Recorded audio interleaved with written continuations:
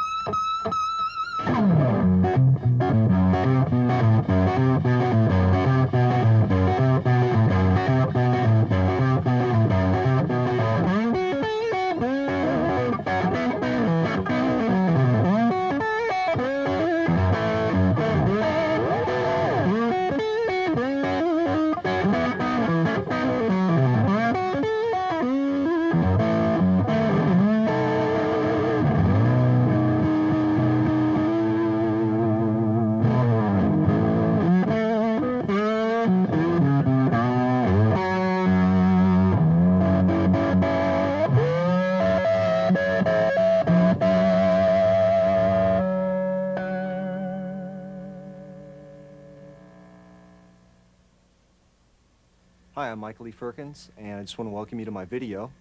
For the next hour, I'm going to be talking about a lot of different techniques that I used when I was first learning how to play, and some of the techniques that I'm using right now. I'm going to be covering a lot of rhythm techniques and just texturizing with the guitar, and then towards the end get up to a little more of the technical stuff with scales and arpeggios. Before we get into anything, I just want to go ahead and give you a note to tune to. Start with the E.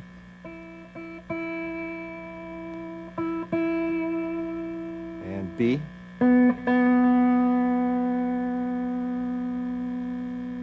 G. D.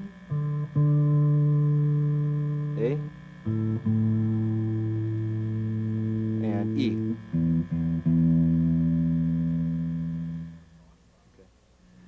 Okay, the first thing I want to talk about today is rhythm guitar. I've noticed that the whole lead thing has gotten kind of out of hand the past couple years, and I just think it's really important that you concentrate on chords and rhythm guitar a lot. You don't really have to, I think, need to be a big chord master and play a lot of, 13th chords and all that kind of stuff, but I think thinking about rhythm a lot is very important. What I'm going to do here is I'm going to record some things as I'm playing them, and I'm going to overdub things over them to just kind of texturize some guitar parts. And basically the whole concept is just taking simplistic ideas and adding them up into something that says something instead of actually playing a really technical thing.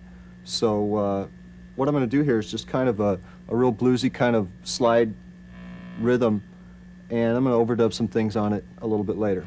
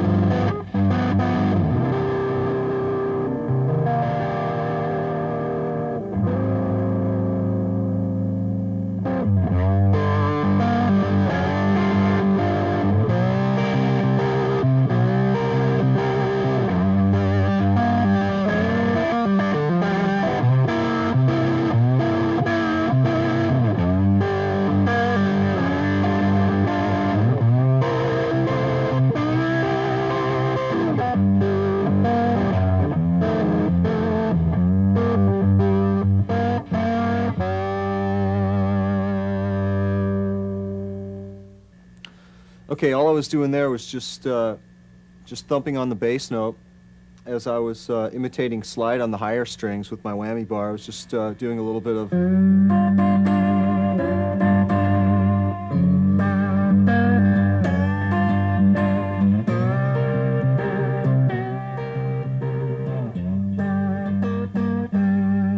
I'm just keeping my pick on my ring finger on my right hand and using my pinky to work the whammy bar.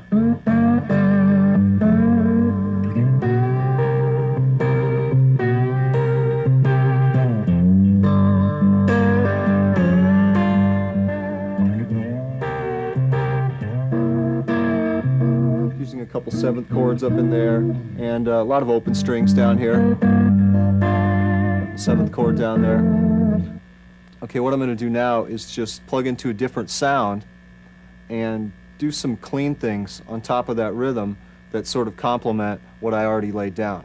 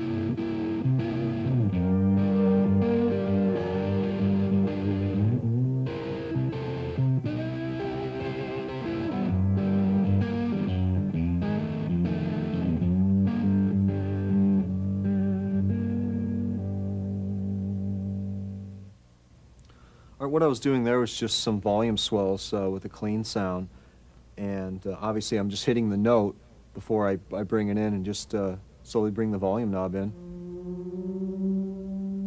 A couple of those kind of gives it a pedal steel type effect when you add some more harmonies on. Okay, what I'm going to do now is lay a lead on top of all the other parts that are already there. What we got already is just, you know, the first rhythm part, and we have the clean sound with the volume swells. And what I'm going to do now is just put a melody over the top of it. And we've already got a lot going on, so we don't really want to get in the way of anything that's already there. And one way you can help to get around that is get another different sound in there. I don't think you know, I'd want to use the same sound as the prior electric sound to lay the lead down, or it's going to kind of clash with the frequencies in there. So what I'm going to do is use the wah pedal down here, and I'm going to just turn it on and pull it all the way back to give it kind of an old-time, real low-endy kind of sound, and lay the melody over the top.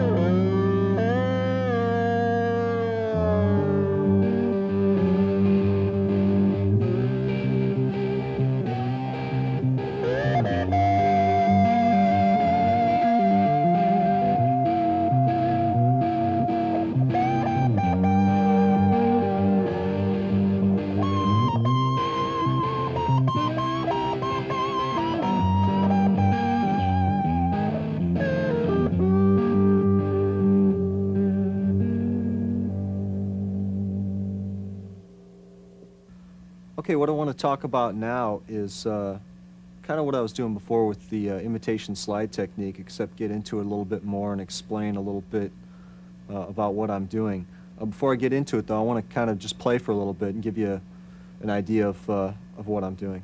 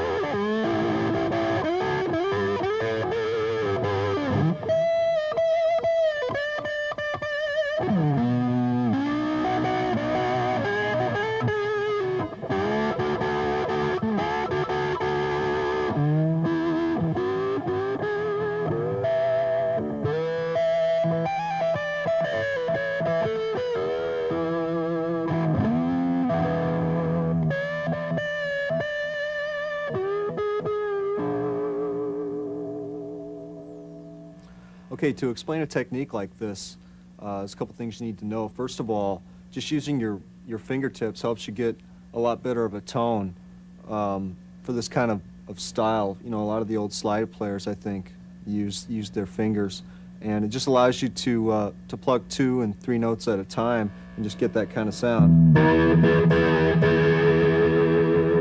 What I'm doing there is just taking a lot of thirds, a lot of cliche slide voicings, and just give it a low note with your thumb and bring it up with your whammy bar.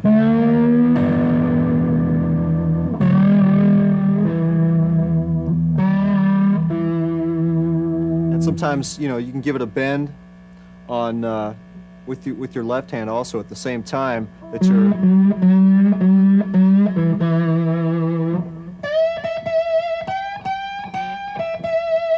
kind of accents on the bend.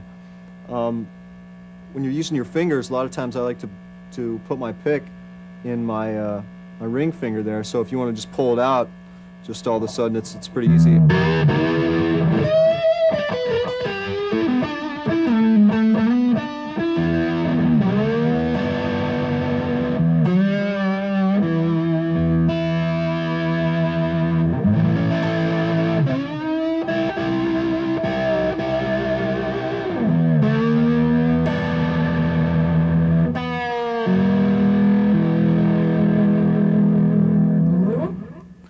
Okay, I don't know really where I came up with a technique like this. A couple of the influences that helped me out after I had started playing a couple of these things were just some Led Zeppelin riffs, just a little bit of, you know.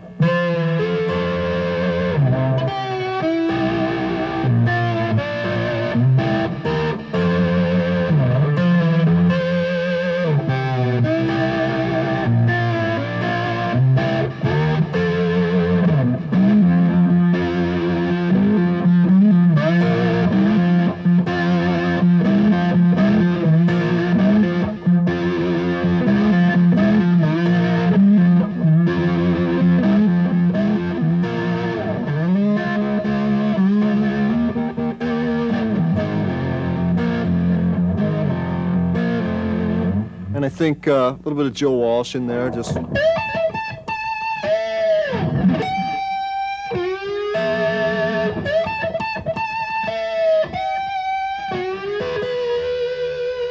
right, for the most part, what I'm doing is pushing on the whammy and letting all the strings come up in tune.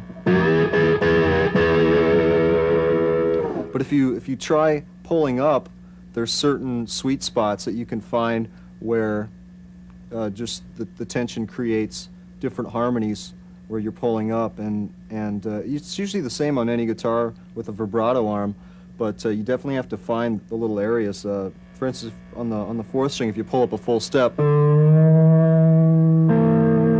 going to find a flat 5 on the G string, or if you play some thirds on the E and B string, you're going to get into the major and then up into a minor third.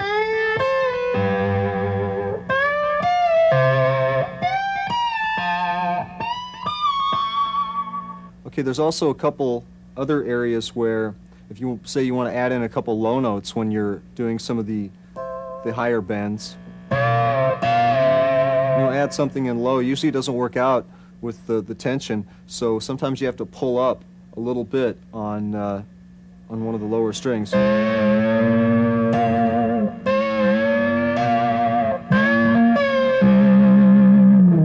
there's other times where it just kind of lucks out and some of the lower notes are in tune, like this one.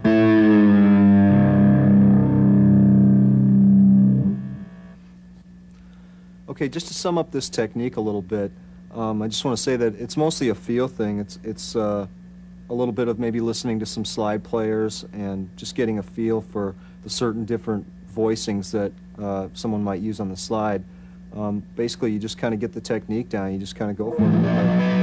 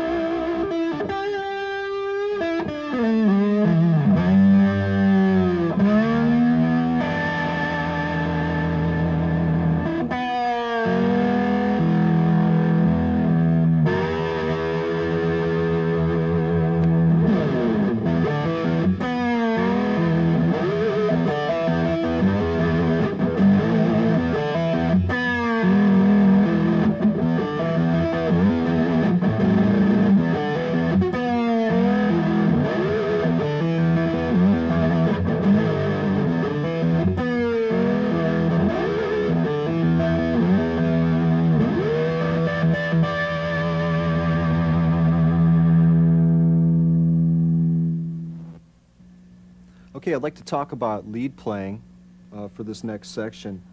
One of the things that helped me out when I was first learning to play was just taking scales and learning them in all the different positions. The way that I found helpful was just taking one scale up the string and then building the scale off each one of those notes.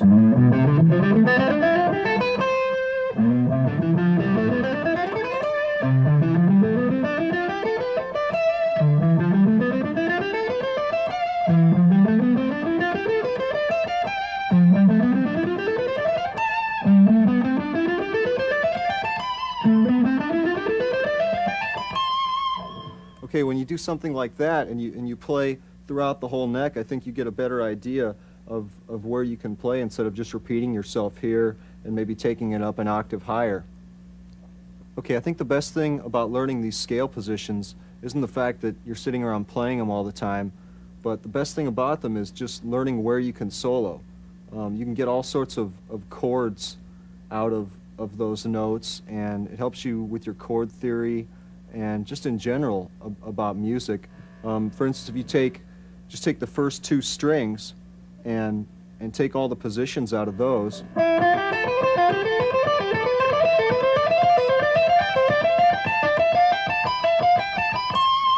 have a lot of different possibilities of chord fragments and patterns that you can make out of those. For instance,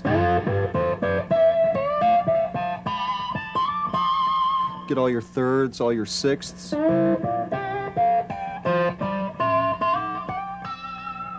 And from that, what you can do is just make up a lot of different patterns within that. And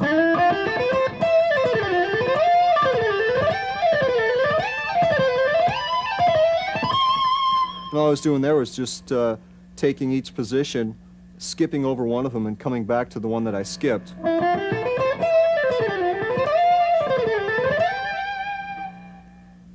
Okay, after working out some of these scale positions, I found that if I applied some of my finger-picking techniques to the same thing, you can come up with some interesting techniques out of that. For instance, if you take just the blues scale up the string like that,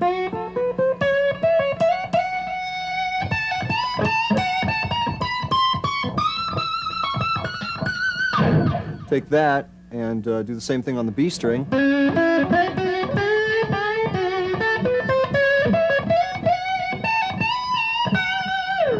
Kind of combine them together a little bit.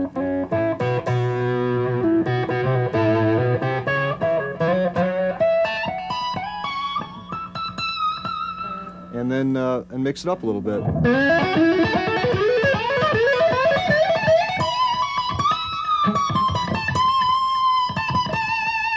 And what I'm doing there is just taking the B string and doing that with my thumb.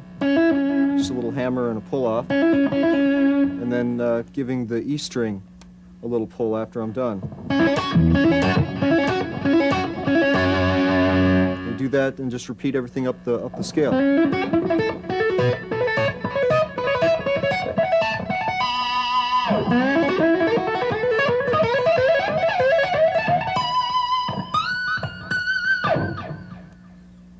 Now if you take that same concept of playing a blues scale straight up the neck on two strings, there's a couple other variations you can use. For instance, if you're in C sharp,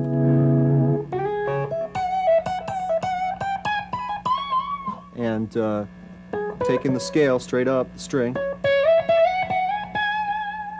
and using more of thirds and seconds as opposed to fourths.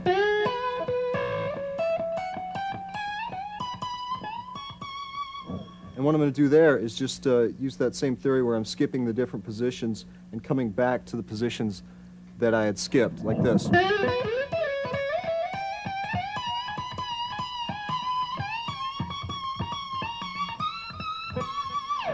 And let's play a little bit slower for a second.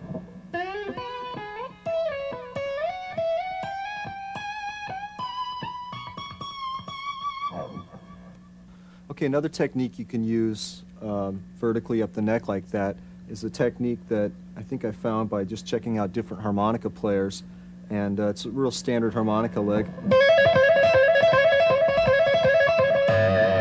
You take a couple open strings and add it in there and just take it up the neck.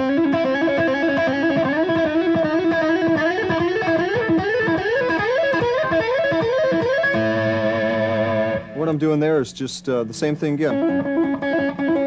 With my thumb, just giving a little hammer and a pull off, except I'm sliding in to each position. And I'm just giving the first string a whack with my first finger on the open string.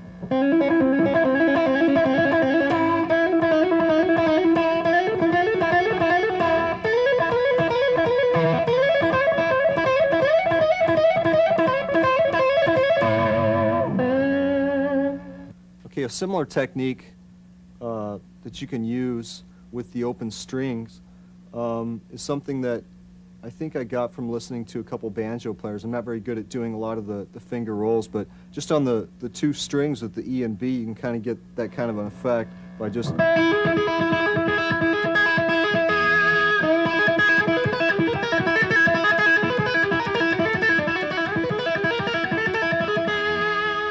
What I'm doing right there is just, my right hand is pretty much just back and forth on the two strings.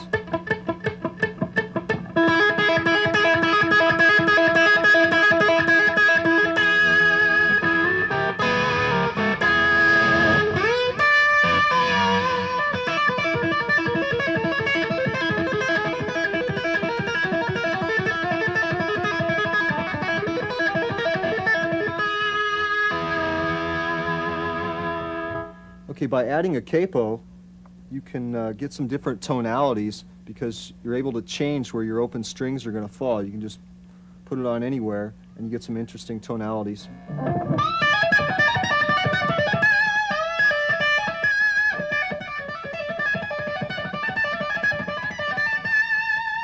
And right there what I'm doing is just, you know, again, skipping the different positions and coming back to the ones that I was skipping.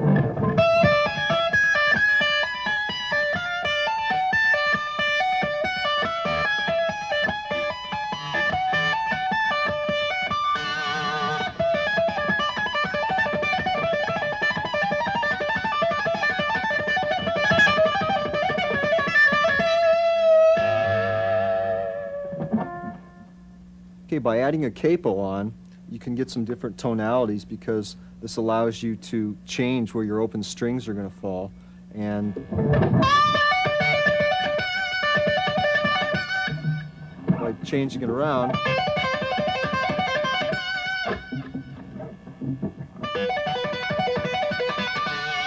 you get a lot of different tonalities happening.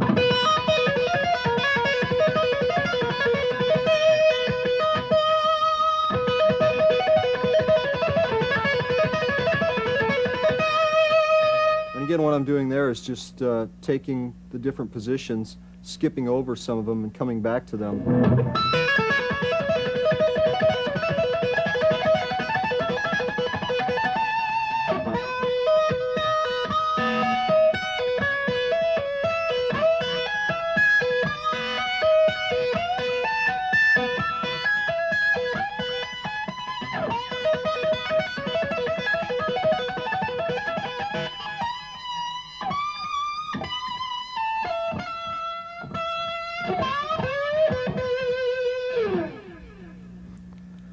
Okay, now getting back into the pedal steel kind of effect, if you take some of these intervals of sixths and do kind of the same technique with them, you can get a lot of nice pedal steel or country kind of effects just by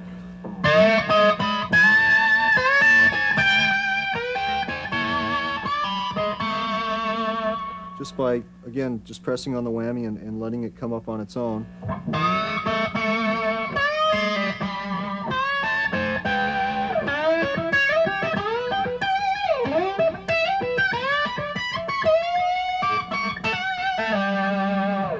Okay, going back into the skipping of positions, you can take that same theory and get some other licks with that.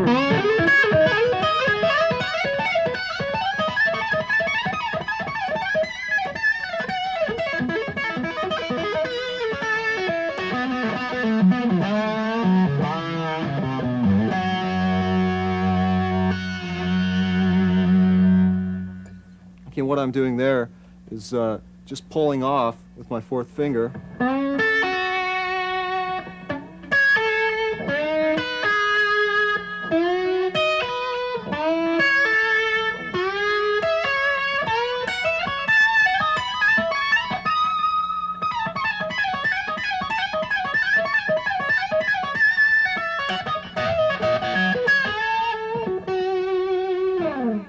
Okay, if you add some open strings to that same theory, you can come up with something that I think kind of sounds like almost like a tap, but it's not really. It's kind of like this.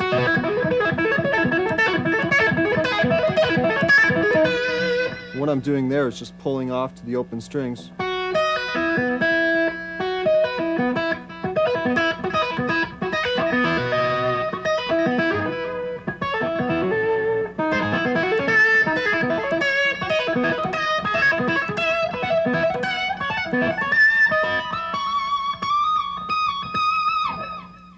Okay, just to sum up this last section that we were just talking about, I just want to remind you to try to take different elements of your playing and try to use chords and different rhythms and different techniques to try to come up with something whole and entertaining for yourself. What I'm going to do is just try to take some of the things I was showing you and combine them with some rhythmic stuff and create something here.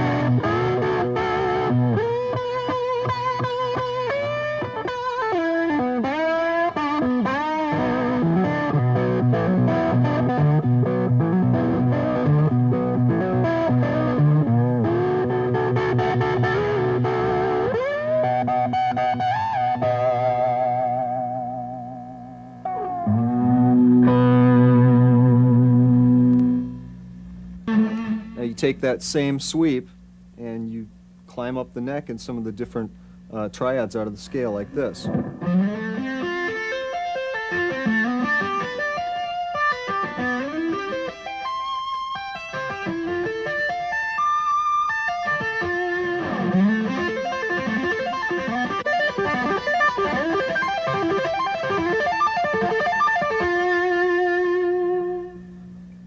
Okay, now if you take that same technique right there and you combine it with the technique that we talked about earlier where you kind of mix up your fingering on the way down and give another tap, you have something like this. And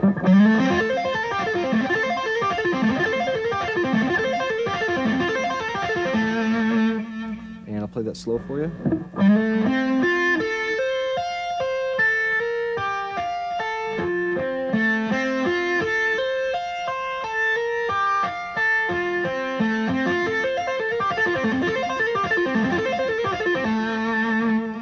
Again, you can move that up the neck. For instance, take one of the other patterns we were talking about where you go up a minor third every time and it kind of sounds like this.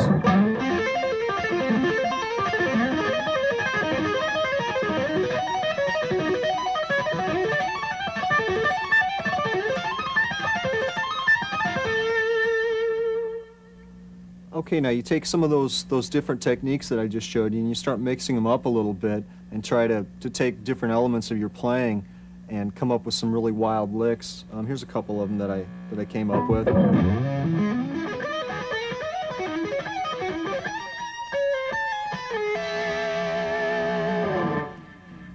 Okay, and what I'm doing there is just going up the scale with a minor 7 arpeggio like this.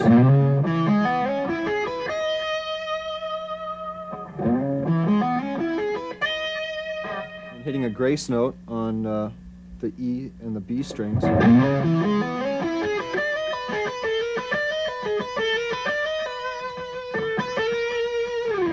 Like that. And what I do from there is I slide into some of those triads that we were playing before. Okay, now that you take some of these different techniques that I've shown you and you kind of mix them up and combine different elements of your playing to come up with some really different kind of licks by combining other ones like this.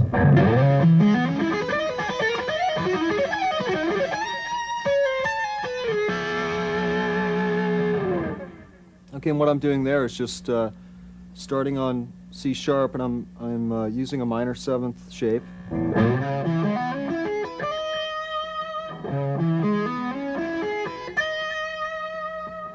And then I'm going into a couple grace notes on the E and the B string.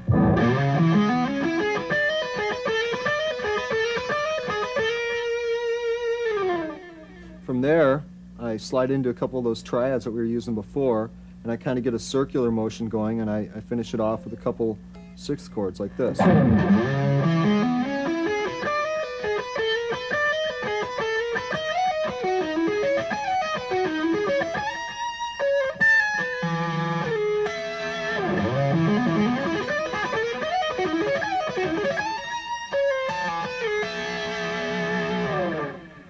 If you take a different scale other than the ones we've been playing and you take some of the different elements from before and add them into a different scale, you can come up with some interesting tonalities.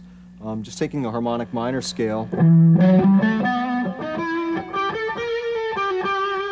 putting a flat 5 in there and creating some arpeggios out of that, you can get something like this.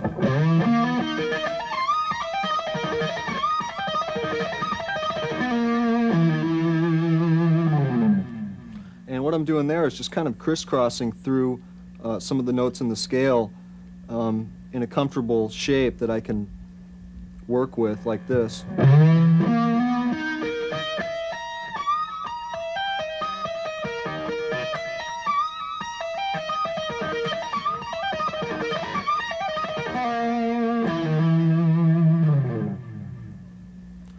Okay, just to sum up everything that we've talked about, we've covered a lot of rhythmic things, and we've covered a lot of lead playing, and I think the most important thing that has helped me out over the years is to just try to combine the two.